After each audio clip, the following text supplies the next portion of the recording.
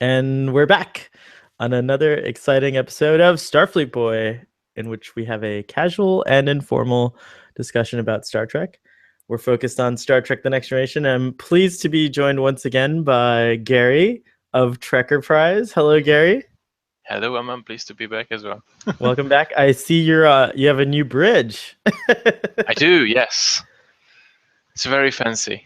It's not Is it? fully lived in yet, but will be. It will be.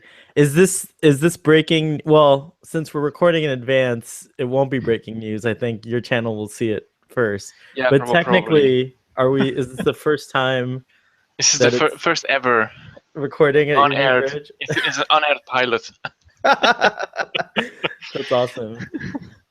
Well, it's nice to see you again. I like your new room, and Believe me, it's a huge improvement. yeah, it looks pretty cool. And I see you already showed this to me, but I want to have the audience see it too. There's a painting in the mirror. But you know what? Don't tell anyone which painting is. Let us know in the comment section below if anyone recognizes the painting. Excellent. Just let us know in the comment section below and see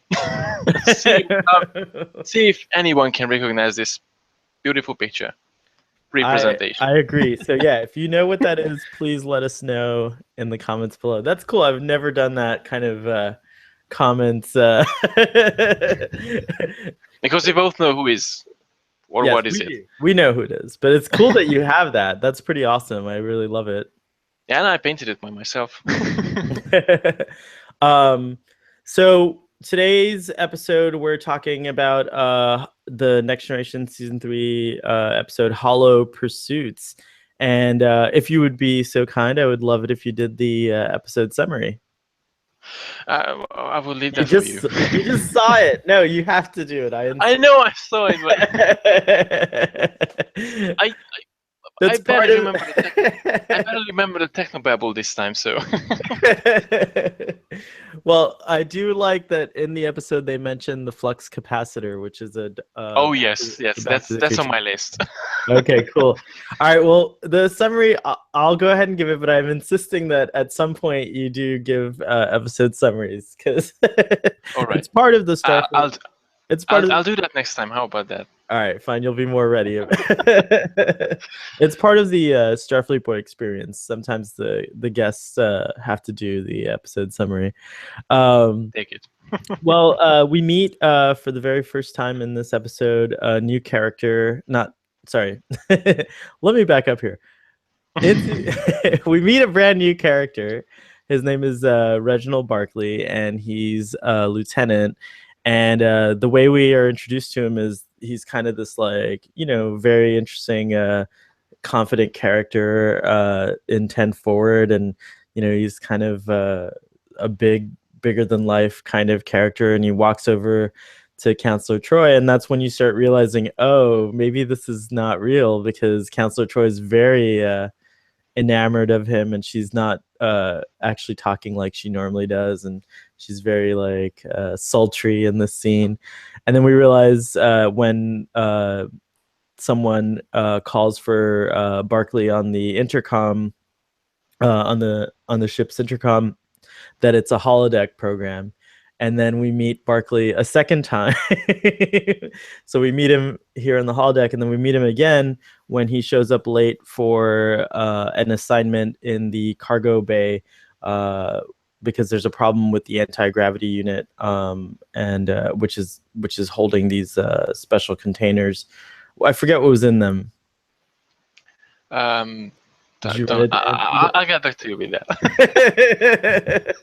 Anyways, Commander Riker and Geordi are kind of at their wits' end with Lieutenant Barkley because he's constantly showing up late. He seems distracted and not very present, and it's very frustrating because that's not the usual standard for the Starship Enterprise's crew. So they both seem a little irritated and upset in the scene, and before Barkley arrives, we hear Geordi and Riker have a little exchange in which Riker reveals that Wesley came up with a nickname for Lieutenant Barkley, which is Lieutenant Broccoli. And so there's what and I is do that? have a broccoli here. That's kind of awesome. Sorry, I couldn't resist. I had to take it out That's from the picture. Lieutenant Broccoli. That's Lieutenant Barkley up here. We don't have the Doctor, and I don't have a figure of Lieutenant Barkley, but I have a broccoli. That's pretty awesome. Good Sorry good about the prop. interruption. I think no, that's actually great, and the Doctor would be very proud of you because that's a good prop. Anyways, you know, finally Riker kind of gives Barkley a little ultimatum and says, "Hey, I'm sick and tired of seeing your name keep coming up on reports, you know, in a negative way. So get it together." You know, and so, anyways, he doesn't get it together, but he does retreat to the holodeck once again, and there he, you know, keeps engaging with the actual crew members where you know he has these different kinds of fantasies. Some of them are on the ship and some of them are set in like, you know, the times, what would that be, like Louis 14th times, you know, like Oh yeah. Three Musketeers type environment. And in all of them the crew of the Enterprise somehow play parts, my favorite of which is the goddess of empathy, but played by Counselor Troy. So finally, things get to a head, and Geordi's frustrated, and he has a conversation with Captain Picard in a scene that I really love, where Captain Picard basically says, "You have to figure out a way to make this work. I'm not letting you give up on this situation," because he joined Starfleet, he chose this life, and you know, there's just something that maybe we're not connecting here. Awesome move by Captain Picard. Anyways, so Geordi finds out what he's been up to by going into the holodeck to look for him, and then he sees all this crazy fantasy, and he kind of, you know, he kind of understands and empathizes with Barkley and gives him like a little bit of motivation, and finally starts to get him out of his shell, so to speak, and Barkley starts to respond to that. But then it's kind of, he also convinces him to go see Counselor Troy, and Counselor Troy talks to him a little bit. But then later on, he's been working really late hours, and he accidentally falls asleep in the holodeck. And now Riker, Troy, and Geordi are in the holodeck, and they see what's going on. And Riker does not find it amusing at all. He almost deletes the program. Counselor Troy says, "No, belay that order," and then she sees her counterpart on the holodeck, and then she almost says to, you know, discontinue the program, but Riker in a humorous scene also belays the order. But the point is that Barkley can't connect with people outside of the holodeck, so his only true connections are with these fantasy versions of the people that he works with every day, and this is how he kind of like, you know, relieves his stress, so to speak. Finally, after this embarrassing situation, Geordi has a heart-to-heart with Barkley and says, "Look, I need you here in the real world." And Barkley does respond to that, and then right in time, when the ship's systems are critical and we have a runaway ship out of control, the warp drive is locked on full speed, and they can't undo it. But then lo and behold, Barkley's outside of the box and his creative thinking save the day, because he figures out the problem.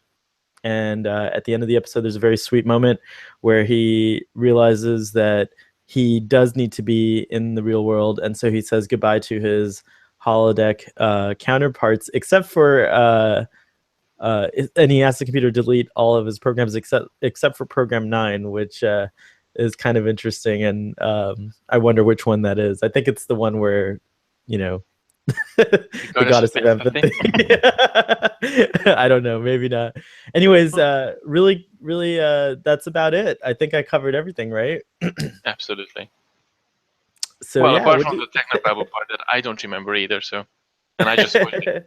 I actually love the technobabble, and I think that a lot of times I know it's meant to just, you know, because obviously, you know, they're engineers, and so they're going to be talking. This was a very heavy technobabble episode because they're engineers and they're going to be talking about the ship systems. But what I like about Star Trek is someone always translates it into English Oh for yeah. you. So And even it's like a thing. the best memory for me is always when even in school and stuff, and with friends, I always started to talk in technobabble terms, and I understood what I was talking about in terms of what I wanted to communicate out from my head, but I never understood what I was talking about. It's true. If you're it's a kind of Trekkie, strange. no, it's kind of true though. If you're a Trekkie, you have all these like uh um kind Like the of phase modulator of the warp drive, yeah. and Yeah, anti-matter containment field, and I don't know, the the transporter buffer, and you can use intermix this in chamber. real life. People look at this like, oh, you're weird, you're a nerd. It's like, oh yeah, and I'm proud of it. I think it's great because when you do come across actual technical information, you already have a mind to kind of like grasp it, which I've always found valuable. So Technobabble does help you out in real life to some extent because I've read some technical papers and I'm like, oh, maybe this is this, So I don't know, but Well, I'm really glad when some people used to tell me, it's like, oh, beam me up, Sky. It's like, cool. At least they know that one. they know that one. Engage transporters, Mr. Scott. But yeah, I mean, I poured over the technical manual when I was a kid for Star Trek: The Next Generation, and I really loved that was by Michael and Denise Okuda. I don't have it here with me. It's on Starbase 47. So, I don't have that either. So, but it's a great book, and I learned everything about the Enterprise from where the thrusters are, the thruster relays are, to how the ship's systems work, and like the fact that there's whale navigators on board the ship, and lots of fun things like that. wow. Did you know that there's whales on the Enterprise D? Whales, like Yeah, the there's whale ones from Star navigators. Trek 4. Well, I don't think I think they're smaller whales, but they help to navigate. They're like a backup if the system's if the ship's navigation fails, because of their. I guess in Star Trek mythology, it's been It's like a determined. non-canonical explanation of something that we never seen in screen. We never see it on screen, but it's in the technical manual. So Wow. so you put two Okay, and two together. Here, I'm gonna try that's to. something that I learned after 20 years of Star Trek. 21. Wow. I'm gonna pull it up online and see if I can tell you about it. But while I'm pulling that up, tell us your thoughts about this episode. What did you think? Wow. Actually, just if I have to summarize it in one sentence, I think I just realized how much I relate to Reginald Barkley in Me? watching this episode. Really, no, because we got to see this person who troubled, who has difficulties to cope with the people around him, and who, as he said, he always writes down everything if he goes to a party, but then he always ends up in the corner looking at a plant and try to pretend he's enjoying himself, and he's always nervous and shy, and even at the first scene when Geordi invites him over to the briefing in the engine room in the morning, he just nervous, and everyone else was looking somewhere else, and they just kind of ignoring him and his thoughts and everything, and it reminded me of how much struggle I had before in terms of accepting myself, and I was a bit I was exactly the same guy back then. Wow. Absolutely. When I was in school, definitely I was always the, let's say, But the black sheep. but you didn't have a holodeck. I didn't have a holodeck, but I had Star Trek, which is kind of the same thing. It is kind of the same And thing. You're absolutely right. and it just blew me away that the same way how Barkley went into the holodeck to escape from reality and finding friends, let's say friends, and finding people who he more comfortable with in an unrealistic way. I sort of did the same thing when I was a kid. When I was in school, and didn't really have that much friend then. It's a really personal episode. Actually, it's more connects with me than anything else in the course of Next Generation, in terms of the character as well, and just It's amazing, and how he when it goes back to the holodeck to feel comfortable, feel himself comfortable, and feel himself his true self. That's how I went home every day, did my homework, family time, stuff like that, and then at the end of the day, I watched an episode of Star Trek, whichever the series is, and I felt like a second family. I felt like I have friends. So for me, in the screen when I was watching them, like Kirk, Picard, Jadzia, Quark, Odo, or Chakotay, or all the characters were like my friends, and it's just, I don't know. It's a really touching episode in terms of me, and thinking about how this character portrays the sort of person who I was. So it's, I don't know. It's just I'm still blown away, to be honest. And I saw the episode before, so it's not the first time when I'm watching it, but Right, of course. I didn't realize till this time. Obviously now I'm more open, and I have friends, and I can call even the host of this podcast as a friend. So Yes, you um, can. so some and I have more, definitely, absolutely more human interaction with people. So I'm not as I was before. But although Reginald Barkley evolved as well, he became a better person, and not a better person. I mean, he wasn't a bad person, but he became a more complex individual over the course of his appearance in many Star Trek series. I mean, Next Generation and Voyager mainly. But it's just incredible. I think I'm really happy that you shared that story. I think it's true for Like a prize behind the scenes. There you go. yeah. But I do think that's a true experience for many of us in some way. I do recall like myself. I definitely can relate to Barkley as well in some ways. But I never was quite. I was lucky. I was never quite as introverted as that. I was more of a growing up. I somehow would combat feeling the way I combated feeling left out or alone was to be more extroverted, if that makes any sense. Oh, Kitty's doing something over there.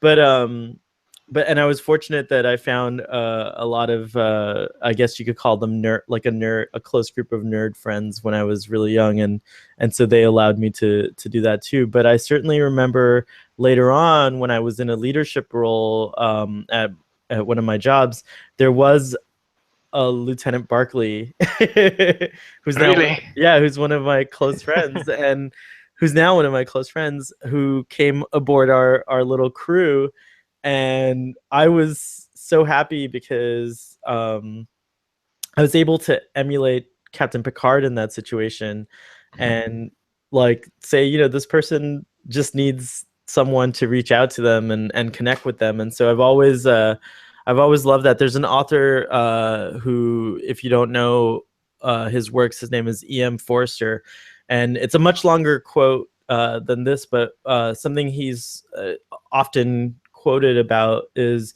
one of his passages. He says, "Only connect." That's the only thing you should ever try to do, is to connect with someone else, because if you do that, you'll see that there's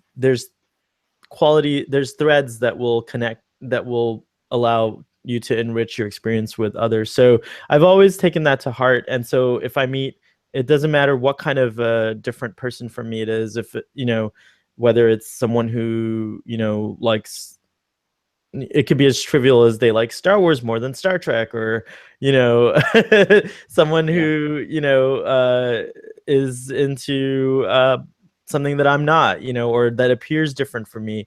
My first inclination now is to try to connect with that person so I can look past those differences and get over the natural kind of human fears and things like that, and get to know the person. And I think that's what's at the heart of the message of this episode. Also, just the message of Star Trek in general is to just try to connect with people. And I think that's something that's important. And I'm glad you found your connection through Star Trek, because you found your Star Trek family and your Star Trek friends, which is really, really I did, cool. and I'm still, and this is still an ongoing journey. It's never gonna be over.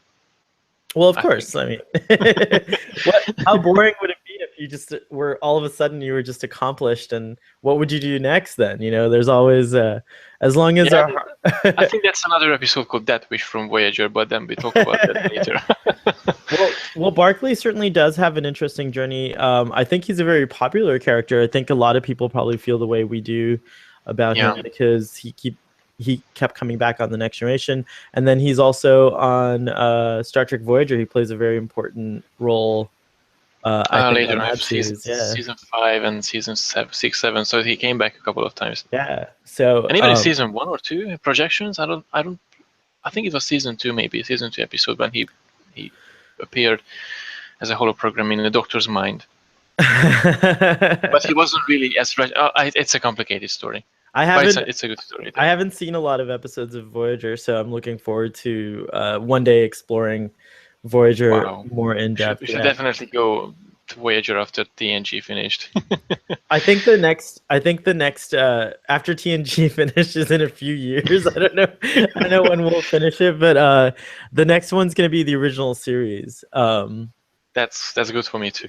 Yeah. I'm an all-rounder Trekkie, so I'm fine with everything. Yeah, I do too. But yeah, certainly Voyager eventually I will explore it. If I ever have some free time, maybe over the holidays, I might try to binge watch a couple of seasons, which is always fun to do. But yeah, outside of that, in this episode, I thought some of the things that I really love about Next Generation that we see, especially through Barkley's eyes, is the kind of TNG kind of does this really well, is that to make fun of themselves in a way. And so, what did you think of the characterizations that Barkley created of the various crews in the holodeck? And do you think that there's some truth to any of them? Maybe now I'm thinking maybe for obviously they were a parody character, so they were more exaggerated in terms of appearance and how they acted. Dr. Crusher was really caring. I think that's the one thing that it came to me. So she was really like a mother kind of character, more focused on the caring part. Wesley was just Wesley. Come on, I'm not even surprised. What I loved about the Wesley characterization is that I could totally relate to Wesley in a lot of ways. I was always like the first one to raise my hand in class, and like I was always like trying to show off what I knew and things like that. And that's normal when you're a kid. And I think that like I'm very certain, I wish the Doctor was on this episode because he could tell you stories. He knew me throughout high school, and he can tell you stories of how annoying I was as a kid. So when we see the Wesley characterization here, I thought it was a great response, because there's that earlier scene where Barkley presents an idea and Wesley just says like, no, that's not possible, blah blah blah blah, and so it was like just shut down Barkley totally, like yeah. And that was a genius part of this episode too, was to see his therapy was like you would see these stressful situations that he's being put under, and then how he releases the stress. And I actually think that what he was doing, although it was a little bit over the, like I understand how uncomfortable it can be. What he was doing is actually pretty, what do you call it? Like I think it was very cathartic or therapeutic for him. Yeah. No, Gary, you're going to have to lead the show while I help my cat with something. I'll be right back. Okay, I have to lead the show. God. This is kind of unusual. Wow. So I really left alone, but that's fine. That's fine. All right. And he's back. Spot's not having the best day. Space cat. but he's okay now. All right. So what were you saying? I'm literally just filling in the gaps. Oh, good. Okay. So you like the Dr. Crusher Kind of mothering, caring part. mothering Yeah. character? That was kind of him. Her. Sorry. Her. So, um, Deanna Troy was someone else, I think. I thought She though was hilarious. I think that her characters, it's obvious that he's very attracted to her. Yeah. um Maybe that's Program 9. but I think but it's true about her character too, because Counselor Troy does come across as like, you know, very well, she's an empath, so basically, Oh, yeah. you know, she comes across as very like, you know, it's okay, like tell me everything, you know, and that's her job, you know. But I think it was funny when he portrays her as the goddess of empathy, and that scene is one of my favorite scenes in Star Trek: The Next Generation, when the three of them are in the holodeck, and it's just so, it's beautiful comedy. It's like the actors are selling it really well. I mean, Riker, Jonathan Frakes seems very, very pissed off, and Yeah, well, and then you see their relationship between Troy and Riker, and you know, these are the kind of charming moments that later on pay off when they finally, after 7 seasons and a couple of movies, tie the yeah, they knot. get together. Yeah. Let's see who else. Geordi was just part of the Three Musketeers. Yeah, he didn't really have that much things to say, I guess. Picard was quite funny. Yes. I quite like his character, and Data too. Yep. Riker, But I then noticed Riker that was the best of all, I think. his voice was higher pitched. Did you Oh, notice yeah. that? Like Yeah. it was like it was so funny. It Very was. mad. Oh gosh. I don't. You know, this is the sort of feeling when I won't be able to describe them because I just love them so much. I just literally want to hug them at one point because they're so adorable. Well, it's you know, it is the 30th anniversary of Star Trek: The Next Generation. Indeed. I wish we had unlimited funds, because I would say let's go to the official convention in Las Vegas. Ooh, But yeah, it's good to actually you know, good to have dreams to strive for. we shall do definitely a 30th anniversary celebration on Starfleet, boy. Yeah, we should definitely Special do that. edition. Special edition. And then maybe for the 40th we'll make it to the official convention by then. I'm gonna start saving all my pennies for in 10 years. I should have enough money. Yeah, tell me about it.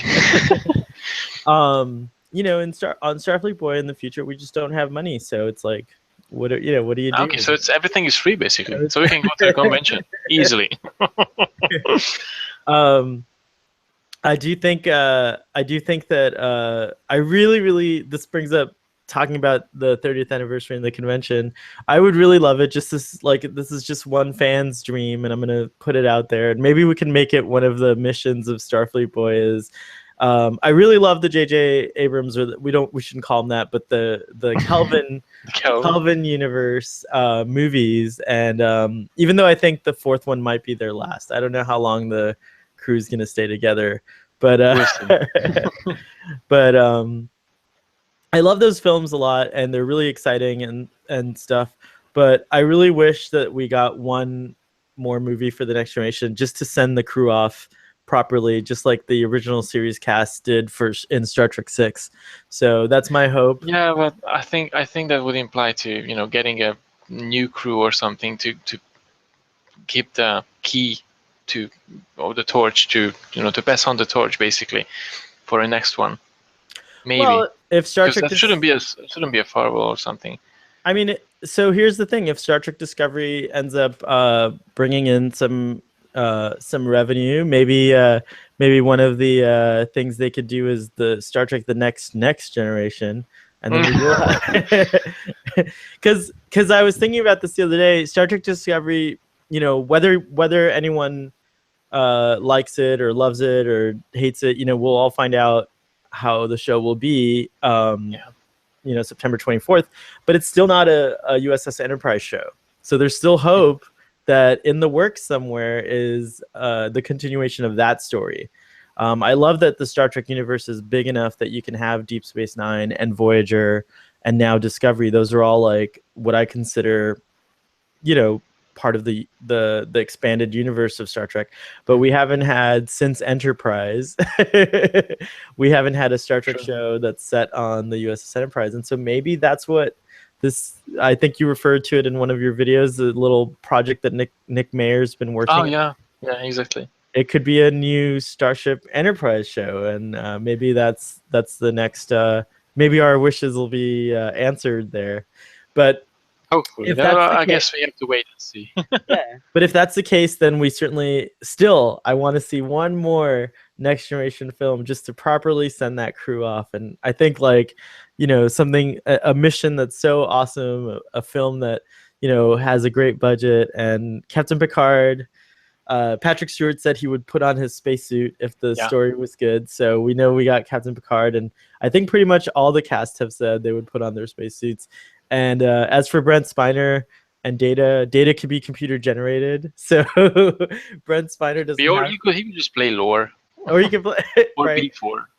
Well, in the comics, B4 becomes Data. Like Data just somehow reemerges through B4's consciousness. So it's interesting. It's not unprecedented because Data. Well, we know that Data integrated Lal into his own self, so B4 has all of Data's memories. So it just makes sense as far as that's another interesting topic to talk about one day, because that's like how B4 became Data, and is he really Data or just B4, and B4 emulating Data? It's kind of like, I would say it's kind of like on another show, the Dr. Donna. He's the B4 Data. Oh, okay. Or it's like Jadzierek Kierzondax. Right, exactly. So B4, I think B4's personality is still there, but his whatever Data's memories did to B4, it turned him into a new version of Data. So Data became the dominant personality, I guess, in that body. Wow. It's a bit wibbly wobbly. It is very wibbly wobbly. But Star Trek, that's the beauty of science fiction, is you have so many interesting things that you can explore that are unfathomable or seem outrageous in real life. Like if I put my consciousness inside of another person, that would be really hard to grasp, but you can understand it from the perspective of an android. It makes a lot more sense because we know what it's like to. It happened a couple of times, if you remember. You said you didn't really watch that much Voyager, but in season 7 it happens actually once when the Doctor. Is it spoiler? That's fine. I should not say that. There's been enough years. I think this show we're not spoiler free. We're all spoilery. So if you're watching this and you haven't seen these episodes. And I'm talking about yourself. Oh, I don't care. I don't mind spoilers. It's fine. I see. So basically, I think it's called Body and Soul, when the Doctor and Harry Kim got trapped by a race, and they against holograms. And in terms of Save the Doctor, 7 downloads the Doctor's program into his body. Oh. Through the cybernetical parts that she has, and obviously she keeps the holo emitter as well. But then the Doctor take over her body. Oh. It's a really interesting episode and a really good fun too. Seeing Jerry Ryan act as Robert Picardo, it's a top-notch episode. Very, very funny. So even in TNG at the beginning, the schizoid man, the schizoid man. Oh, that's right. That was actually great reference. You're right. And a fun. How we got there? We were talking about Barkley. But that's the thing. Barkley opens up so much discussion. I love that he. Did you ever watch the show The A-Team? A few episodes, but I remember he been in there. He was actually one of the main characters. Mad Dog Murdoch. That's right. A very good character. I used to watch The A-Team when I was a kid. So the first time I saw Barkley on screen, I was like, "Oh my gosh, it's Mad Dog Murdoch!" And of course, Now I gotta. What's the name of the actor? I totally had it in my head. Dwight Schultz. Dwight Schultz. Thank you. Dwight Schultz. There you go. You have to give Dwight Schultz a lot of credit because he's a brilliant character actor, and the two characters are so different from each other in many ways. And so I love the way that he portrays Barkley, and then also the confident Barkley in the holodeck. It's pretty awesome. Yeah, that's like literally like his not alter ego. It's like his other self.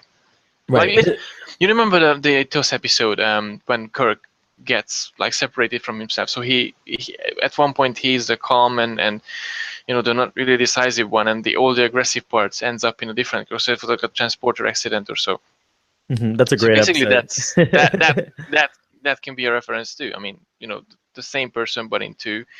One's the really confident and really outgoing. The other one is really shy and introverted. I think it's commonly accepted that our personalities are so multifaceted, and as individuals, the human persona in and of itself is a mystery and a fascinating thing, I think, to study. But a friend of mine once described herself as a crystal or a diamond, and that it depends where the light was shining what you see. And I think that's so true of humans. We are multifaceted, like depending on what situation we're in or who we're with or what we're dealing with, different aspects of our persona come out. And I think that's something interesting. I mean, obviously, this episode also touches on some other aspects of mental conditions too, because is Barkley just creative, or does he have multiple personalities? Well, we know he doesn't have multiple personalities, but it touches on that a little bit, and I think that's fascinating too. So I love that Star Trek does explore these kinds of ideas, and it really, as a young person, got me to think about it. And you do see different.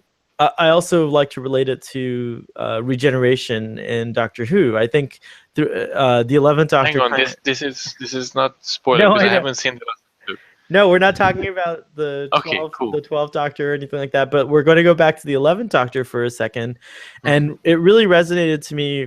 Sorry, Doctor Who fans, if you haven't seen the 11th Doctor's regeneration, but it really resonated to me that 11, when he's regenerating, he remarks that we all kind different of change people all through our lives. Through our lives, as long as you remember who you used to be. Wow, It's kind of big. You have to keep going. I sort of remember, but it's not 100%. That's awesome. It's obviously it resonated with you too.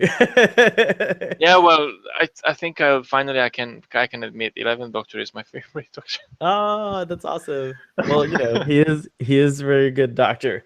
I think the 11th Doctor is my favorite Doctor as well.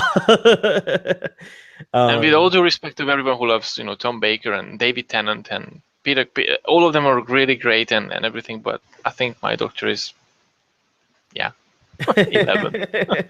Did you start with the 11th Doctor, or did you start with another Doctor? I started with Eccleston Doctors, the Ninth Doctor. That's cool. Yeah, so he's your first Doctor.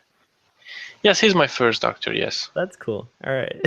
Apart from my GP, but that's totally different. my first Doctor was the 6th Doctor, so I always have a special place in my heart for him. But my favorite Doctor used to be the 8th Doctor, and now my favorite Doctor is the 11th Doctor. So even though the 8th Doctor only appeared once. Oh yeah. But, okay, so we're really digressing now, and I'm sorry, that's my fault.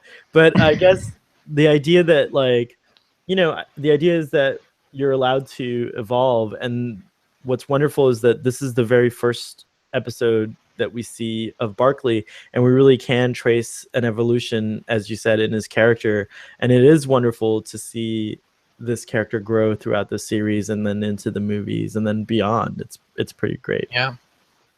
And I think we have to give a little credit to Guinan too, because she plays not a big but a significant role in terms of convincing and telling Geordi how to approach not how to approach Barkley, not as a problem, but just as a normal human being who needs attention and who just needs someone who will take care of him, or just to listen to him basically.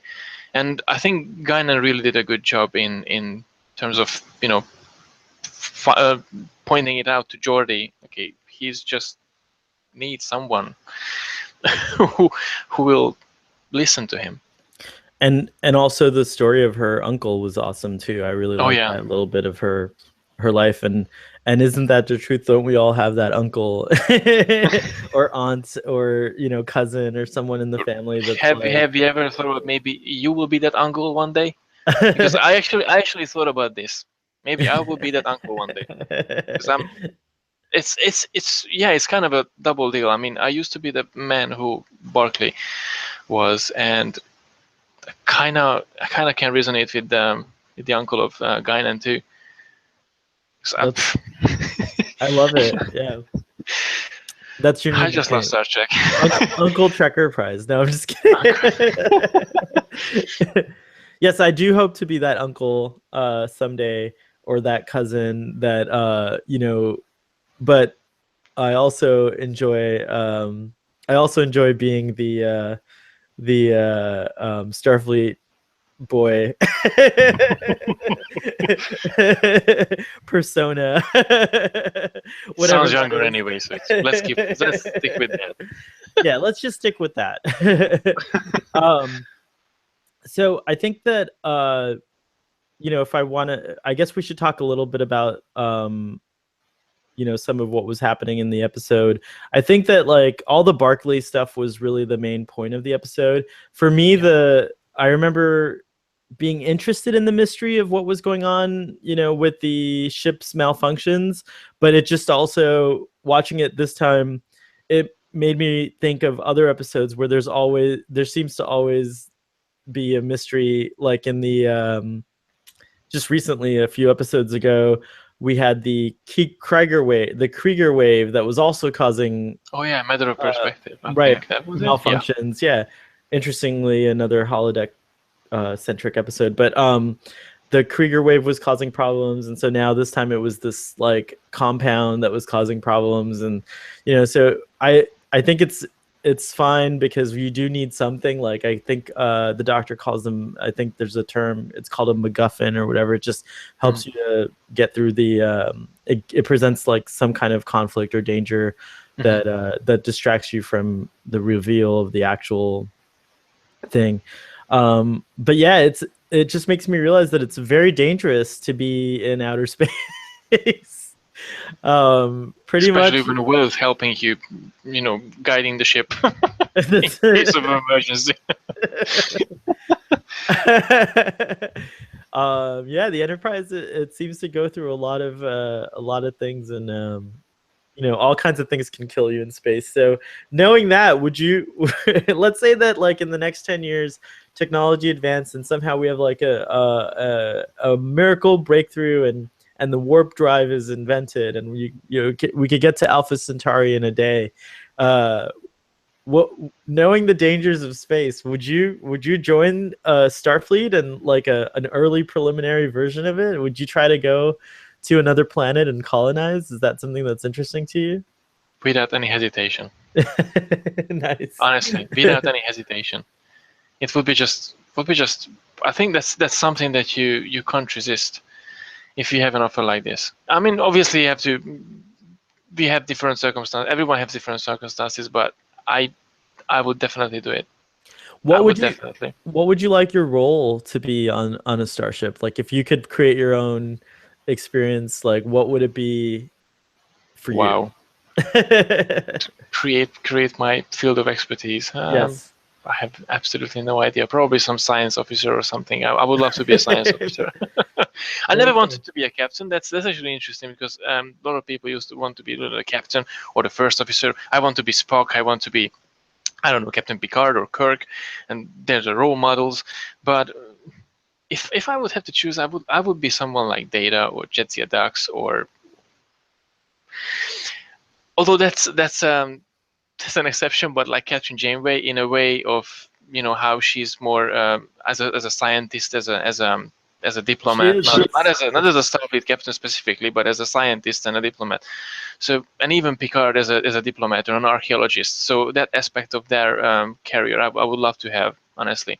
So I would rather be a science officer than a commanding one. Well, you could. I mean, Dr. Crusher even goes on to command her own ship, so you can Oh yeah, eventually, yeah. you can Eventually, I could end up you driving could. my own little Nova class starship through time and space, and I can just be my.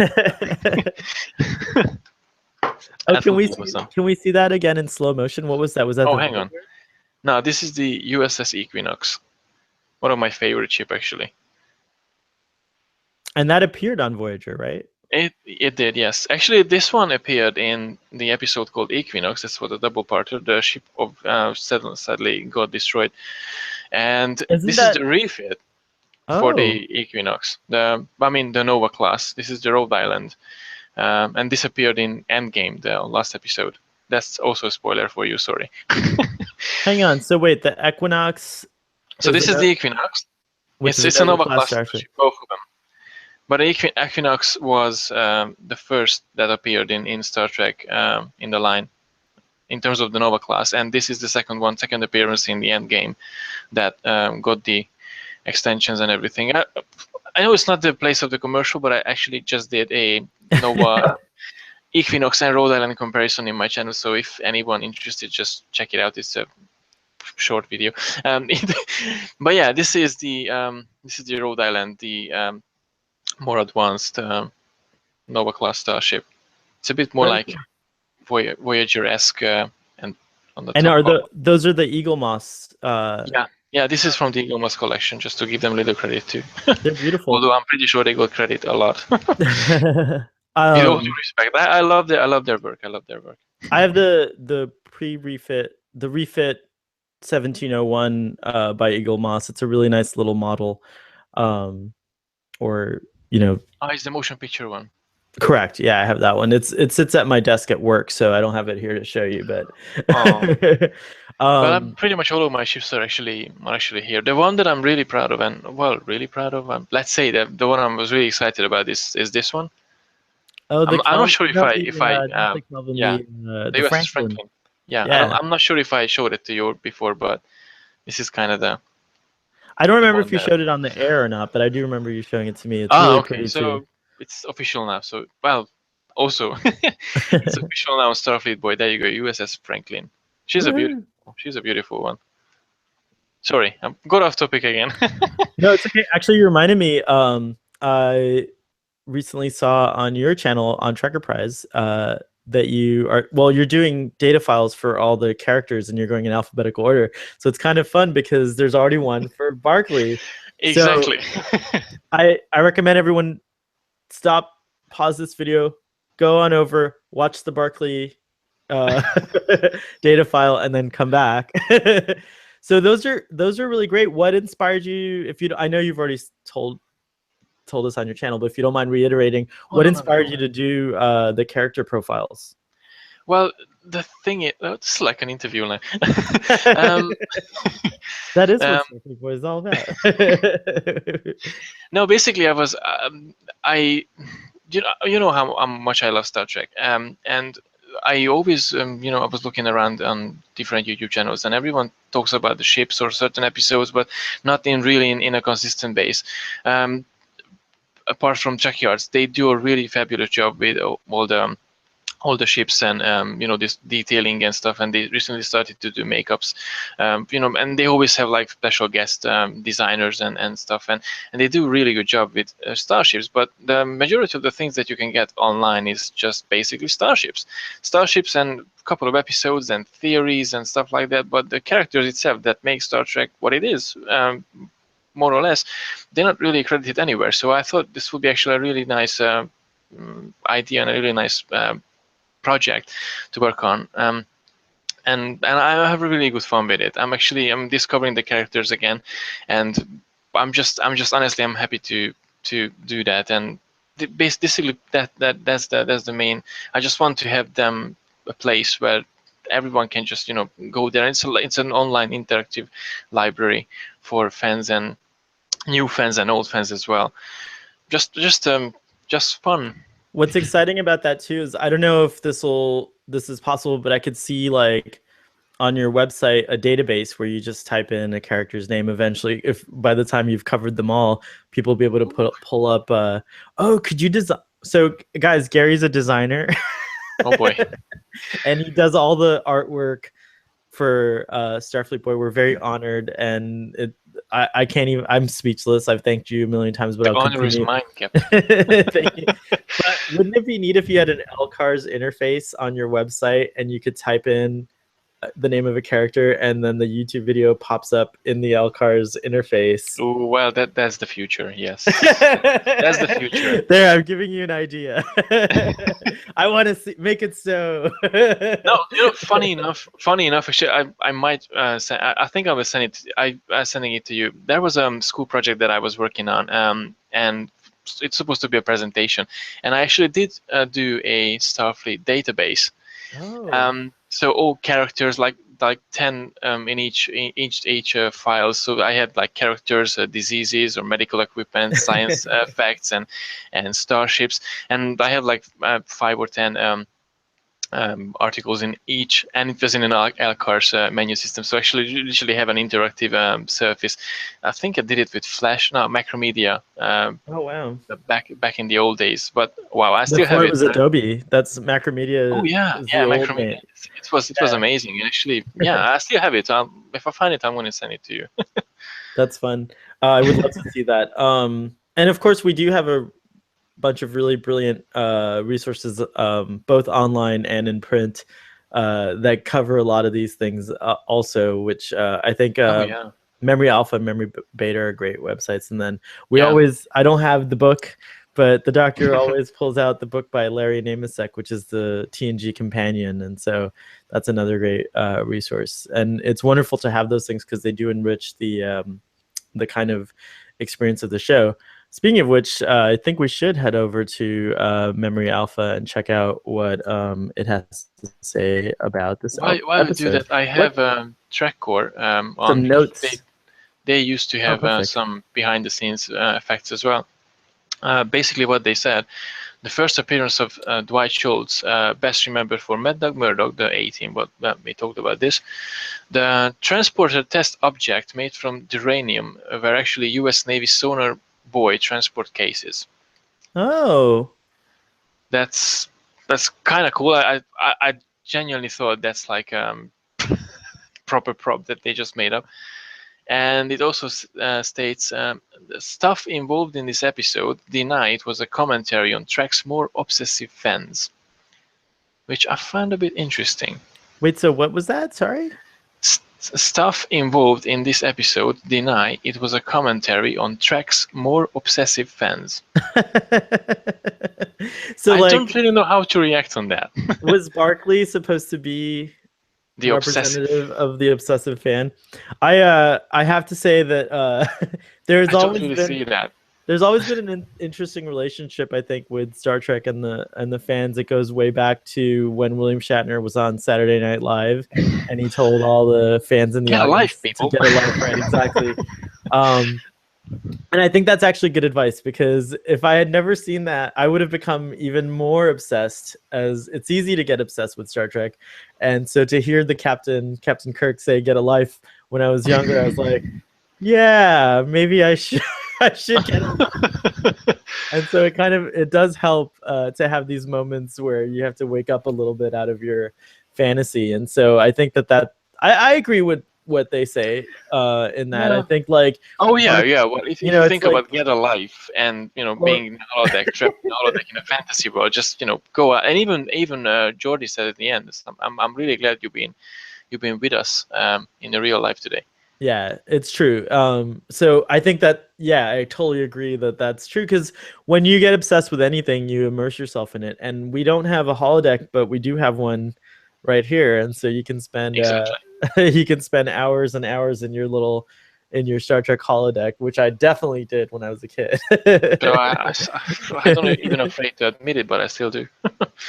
Oh, one thing that was funny about the episode is I Patrick Stewart's such a good actor. You know, when he meets Barkley for the first time, he's like being very like, formal and captain, and Smiley, and it's like, he's like, encouraging, and then he says, "Well, thank you, thank you Lieutenant." very much. I'm looking forward to your report, Mr. Broccoli. It's like so good.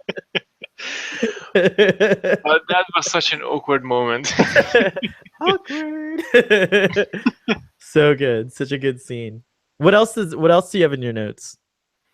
Well, yeah, the flux capacitor.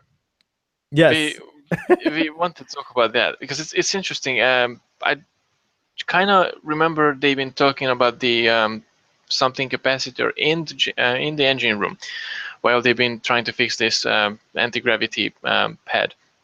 And then when he goes to the holodeck to come to Troy, he kind of says like, Wesley, telling me about the flux capacitor. Of course, I know the difference between that one and the flux capacitor. It's like, wow, flux capacitors. Like, are we in Doc Brown now or what? I mean, But it's cool, actually. It's it cool. is. And just in general terms, all it is a capacitor that controls the flux of energy, right? So it's cool that they used it. No, but for knowing Back to the Future, and obviously flux capacitor is like the heart of the DeLorean. Like, yeah. whatever happens, the flux capacitor has to work. It's just a neat little nod. I think it's such a great nod to another great, science fiction adventure series, which is pretty cool. I do have oh yeah. I was watching a video just today as TNG had lots of stunt doubles over the series, and even in the movies as well. And I don't know, but unintentionally, I started to watch when I was watching the episode. Actually, I noticed the sword fight when they had the sword fight. Barkley wasn't Barkley; he had a double as well. It's just a little behind the scenes, but it's not the same guy. Oh, interesting. Okay. I didn't know this, but I don't know if you saw this on your site too. But apparently Dwight Schultz asked to be on Star Trek: The Next Generation. He was a lifelong fan, just like Whoopi Goldberg. So he approached Rick Berman and said if there was a good part that came along that he'd love to be on. So that's kind of a cool thing. One behind the scene fact like that I read about recently with Barkley. Gene Roddenberry wanted to create this character, so he was really keen to have someone like Barkley in the ship. Because just an awkward black sheep. Yeah, because the flagship of the fleet, and this is the Enterprise, all the best people grouped together just to the finest ship in the Starfleet, and basically here's this guy who's just like a normal bloke like us, and he makes mistakes, but he has to learn how to fit in, and obviously the crew has to adapt to him as well. So it's a kind of conflict that not really come across when you have a perfect society in a board starship. And Gene Roddenberry wanted to have him on board, which actually I was like, wow, it was his idea, not like someone else came up with the Barkley myth. And as you said, when they had the role for Dwight Schultz, he came aboard and he did a really wonderful job. I think Barkley is an awesome character because up until now you see like these wonderful depictions of very, very capable, professional, high scoring, straight A student type individuals, and it ignores that there can be a person who maybe doesn't score high on the tests or doesn't appear to be as professional, but that is able to contribute on a high level as well. And with Barkley, I think they would never have come up with the solution, which the episode beautifully illustrates, that the way he thinks is different from everyone else, and that's what allows him to connect these like very sort of unreasonable or what you would think is like unreasonable points, and like he just connects them because he does think outside of the norm, outside of the box, if you will. Is he okay? Yeah, he's fine. He's chilling in his bed, but cats are so quiet. I'm like, where did he go? And I'm like, okay.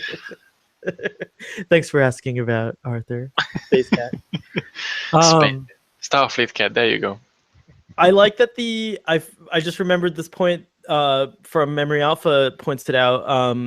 LaForge admits that he fell in love on the holodeck Oh yeah. to the holographic Leah Brahms, and so actually and then he even in another scene he talks about how Barkley could write the book about holo addiction, and I think this is going to be a problem that we're going to face as a society at some point, because fantasy and escapism is like something that we're already prone to do as humans. Like it's a very easy thing for us to to embrace, and who wouldn't want to spend.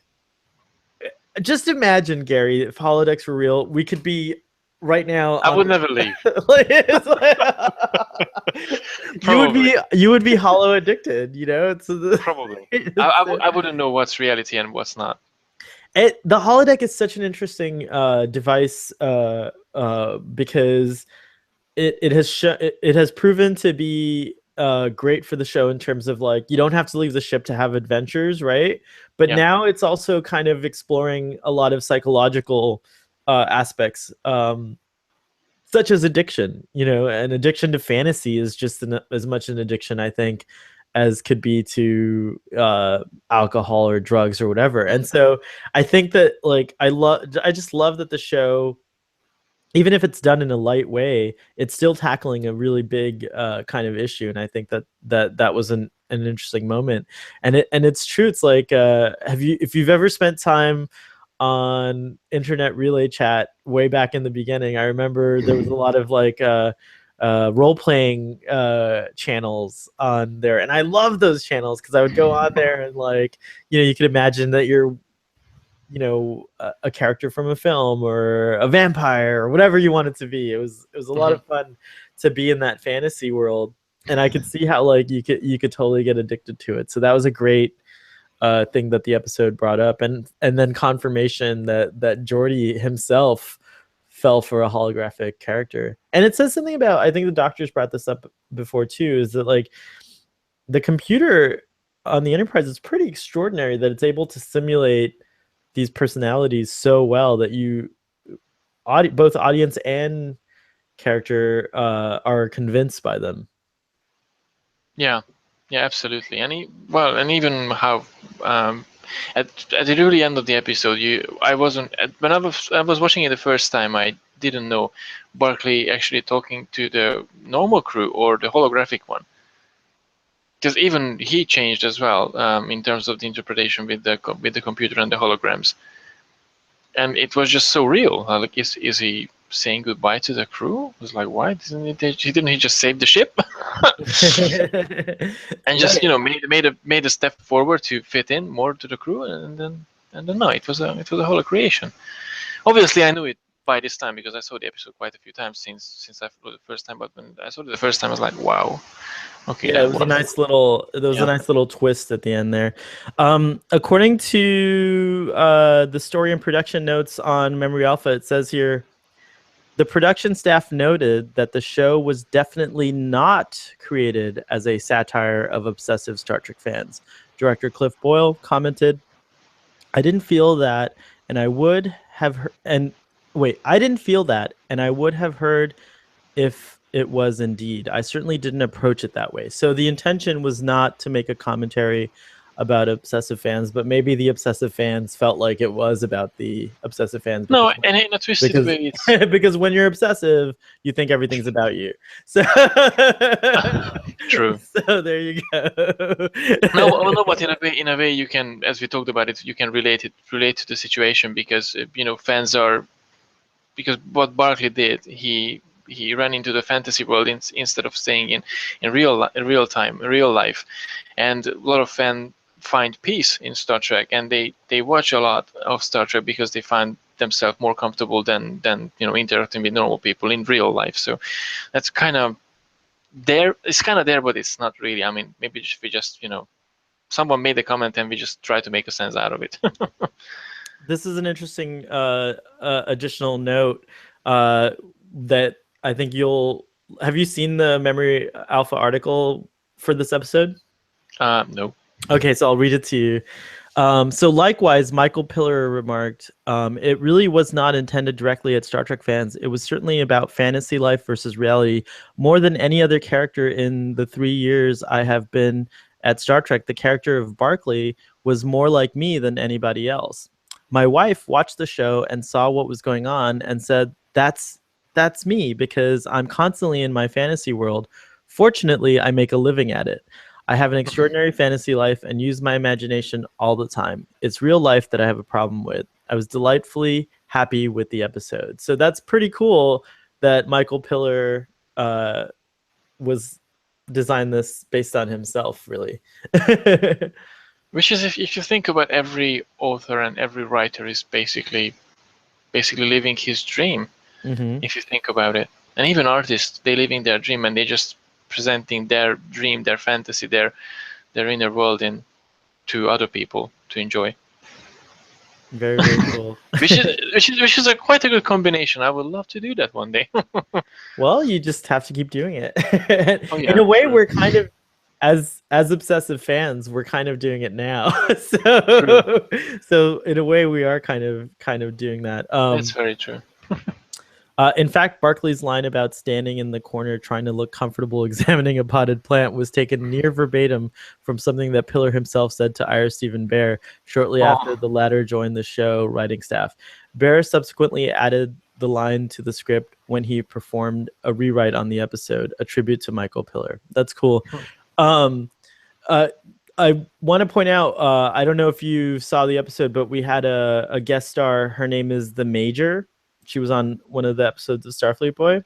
She's a huge... I follow her on Instagram and Twitter. Excellent. We have interaction with each other. That's awesome. She is... She got to meet... Nana Visitor? Yes, Nana. I think it's Nana. Yeah. I'm not sure.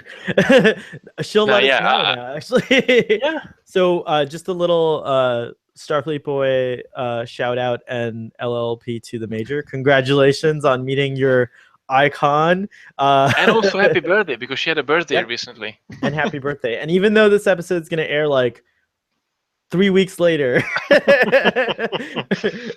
we just wanted to say that to you on the air. And I'd love to have you back on Starfleet Boy. Maybe we can talk about your experience. That would be really exciting.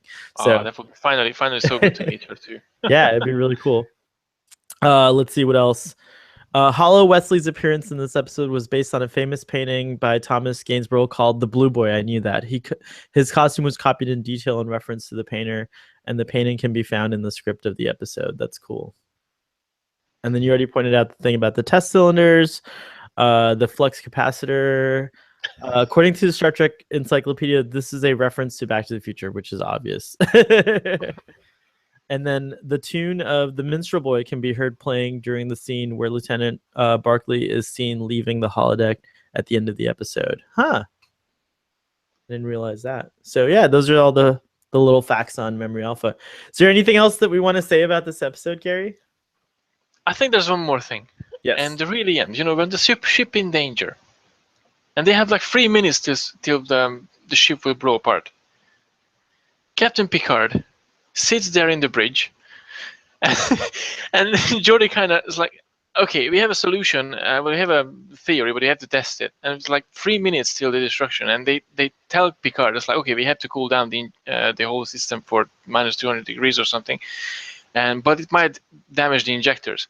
And Picard's like, if there any other solution, the injectors will survive. It's like, who the hell cares? That's like 3 minutes till the ship will blow apart. Why do you think about the damn injectors? It's not more important to have the crew safe than just a few injectors blown away or something. I find it a bit silly. What I read that scene as was he was worried that you couldn't bring the injectors back online after you froze them. But that's the problem, is that like what they needed to do was to bring them, because they were the injectors were locked, and lowering the temperature would destroy this like foreign molecule or whatever that was causing all the problems. Yeah. But then would they stay? What his concern was, would they stay locked? And Geordi said, I don't know, but either way the ship's going to blow up, so why don't we try it? That's how I interpreted the scene. So he's like, make it so. Yeah, but you remember Star Trek Insurrection when they had this giant big dimensional rift or something, and the only possible option that they didn't know if it will work, to throw out the warp core and just blow it up, and then Riker was like, will it work? I was like, I have no idea. I've never done this before. And it's like, okay, eject the core. I've already done that. I was like, wow. Like, this is how you should do it. Not like, yeah, I'm worried about the injectors. Okay, and they just lost their warp drive capability. They only had impulse. They have like so far away from the solar system. And a rescue ship could come out pretty quickly. The Enterprise could have done the same if there's any trouble. But at least it's not blown away. That's true. But Geordi didn't know if it was going to save the ship one way or the other. I think that's a really good point that you're bringing up. But at the same time, I can understand, because I feel like it's a captain's job to at least make sure that there's no other option, you know what I mean? Because like at the end of the day, he has to make at the end of the day, and then Goldu Scott, my friend, would say what day, and I would say every day. But at the end of the day, the captain has to make a decision, and so I can understand that. But you're right, it is a lot of pressure. 3 minutes. And the whole process at the end is like, okay, we're going to the they had like that time they had like 15 minutes or 13 minutes, and instead of running to the engine room, they were just like fast walking. Like, okay, we are going to the engine room, not the cargo bay, to test that theory out. It's like, really, you should run. It's 10 minutes. It's like, what? I don't know. I found the last bit of the episode when they had this enormous problem, and the ship in danger, and it just minutes to live.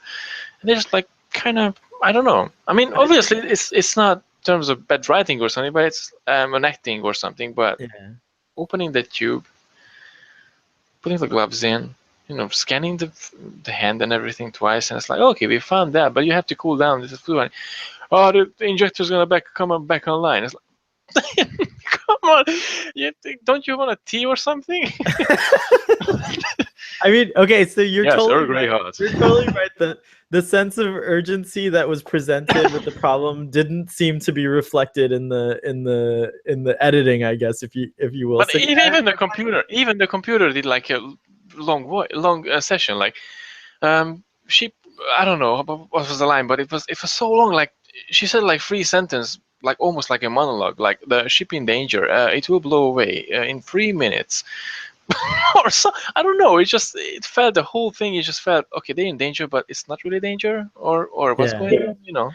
I agree with you, but for the sake of argument, one could argue that this is an example of how professionals are very calm under pressure. So like, so it's like it shows that like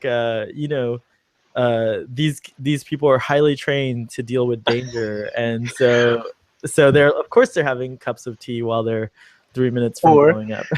my other theory is, I don't know, Galaxy Quest kind of came later on, but then when they pushed that red button and the before the destruction, that's and right. The counters keep going. It's like, oh, in the TV it's always in the show it always stops at 1. What? So maybe they knew it already. It's like, okay, well, we have time. You can just do whatever. We don't have to use it. It always stops at 1. That's actually like, well, in Insurrection, the injector core stops at 6 seconds, I think. So it's a little bit more. Oh yeah.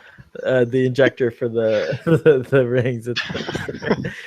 That's funny. A little side note before we rate the episode. Speaking of Star Trek Insurrection, the commentary for Star Trek First Contact and then also for Star Trek Insurrection are hilarious. In First Contact, it's just Jonathan Frakes, but if you listen to Insurrection, it's Jonathan Frakes and Marina Sirtis, and they are just the funniest couple. I wish they would do the commentary. And then another side note, really encouraging news about Star Trek Discovery. Jonathan Frakes will be directing an episode or maybe more, which I was actually delighted about. And I asked on Twitter, will there be commentary? Because I just love to see commentary from Jonathan Frakes. I think Jonathan Frakes should just talk on commentaries for things he doesn't even have anything to do with. He's great. He would just host. He would just host the talking track, the after show or something. I'm pretty sure. Well, oh gosh, I almost said something really horrible, but I'm gonna say it in a more polite way. I think at this point, a lot of people would watch the after show with Jonathan Frakes more than the actual show.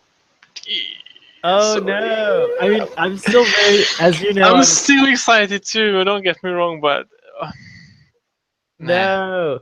I that's a discussion for another time as well. I think this is a good time to bring something up about Star Trek Discovery and our Star Trek community. There's a lot of people. It's amazing. When I was growing up, my Star Trek community was very small. It was people that my friends and family, and who like Star Trek. And then occasionally I would go to a convention or something, and not a Star Trek convention necessarily, but just you would meet people here and there in life and relate to them by Star Trek. The internet era, it's totally different, like on Twitter and Instagram and Facebook and even Tumblr. I've and YouTube. I've had the wonderful privilege of interacting with a lot more Star Trek fans and creating, you know, friendships and bonds with people. And it's one thing I am seeing, and certainly no one that I interact with seems to be guilty of this, but just on the periphery, on the edge, there's two very extreme kind of camps. And one camp is like die hard. If you're not fully in love with Star Trek Discovery, then you're not a fan. And then the other camp is, and the other camp is die hard. If you like Discovery, you're an idiot, you know? So I see Two edges of the spectrum. Two edges of the spectrum, and I think it's important to note that these are definitely like a small group of people on the edges. I think most fans are just kind of waiting to see what happens, and you know, I've shared this very openly. The marketing is not appealing to me for Star Trek Discovery, but what I am excited about is all the actors involved. I love all the actors involved. I'm excited about the writers and the producers involved. I'm excited about, you know, just the fact that Star Trek lives on, you know, on TV. The things that I'm not happy about are just personal complaints. They're not meant to be taken as like, oh, I'm not going to watch this show. Oh no, absolutely. But I would love to see. I would have loved to have seen what I'm not seeing from the marketing, and that's why I'm saying maybe the marketing's just bad. Is I'm not seeing an honoring of the continuity of Star Trek. I'm not seeing that being honored very well, but you know, gotta wait till the show airs to see it.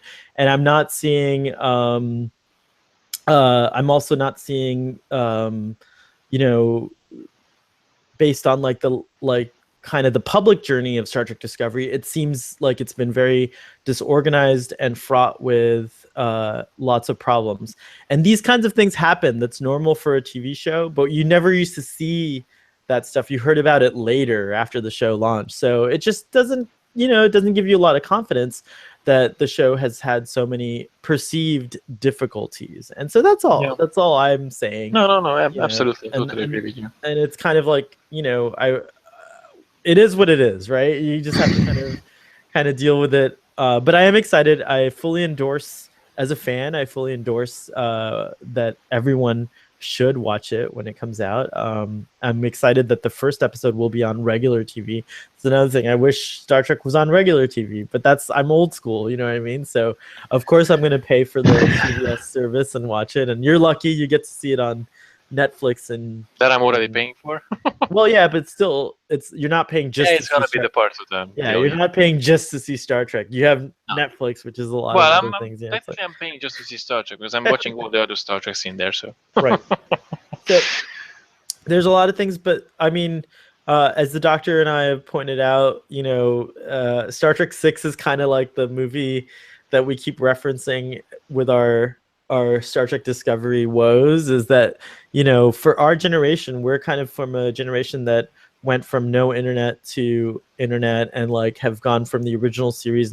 We weren't born in the 60s, but the original series was the only thing on television when I was a kid, and then Star Trek: The Next Generation came out. So for fans like myself and the Doctor, it's very difficult to see such a dramatic departure, what seems to be a dramatic departure from the Star Trek that we know and love and enjoy. So that's all. Not saying we're closed off to it, that we're not going to watch it, but it's just that's what it feels like. No, we'll see. We should do a Starfleet Boys special, after every episode or something. Definitely. Well, no, that's the plan. Is after every episode, we're going to talk about Star Trek Discovery. So for better or for worse, we'll be sticking through it throughout the whole thing. Shall we rate this episode? Yeah, indeed. Go ahead. Absolutely. You can go first. Wow. Well, I think you won't be surprised, but because of the personal connections and how much I related with the episode, I'm gonna give it 10.